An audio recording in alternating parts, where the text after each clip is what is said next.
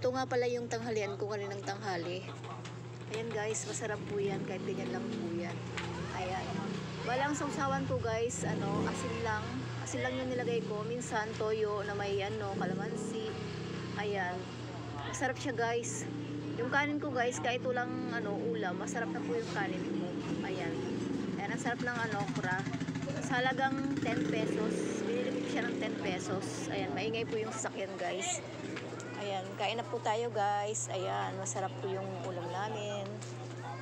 Ayan. So ayan guys, ayan yung okra. Hindi gaano siyang medyo matigas-tigas yung pagkaluto. Ayan, masarap po siya. Kasi pangit guys kung kung malambot yung pagkakaluto ng okra.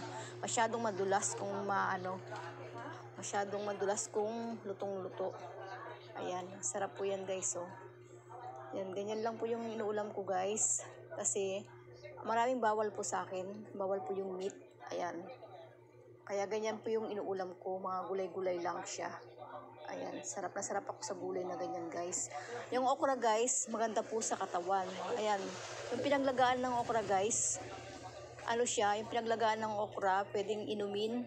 Ayan. Gamot din po siya sa diabetic.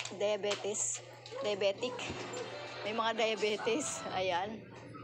Ayan, kung may diabetes ka, ayan, pwede yan sa'yo. At maganda rin po yan guys, pag nag-ano ka. Maganda rin po siya pag nagda-diet ka. Marami pong benefits yung okra guys. Ayan. Search nyo na lang po. Ayan. Marami po siyang benefits. Ayan. Ang sarap ng okra guys. Ayan. Ayan, ayan. Sarap. Ayan, kain pa more. Ayan. Kunti lang po akong kumain guys, sa totoo lang. Ayan. Pero nagme-merienda naman po kasi ako. Ayan. Kinamay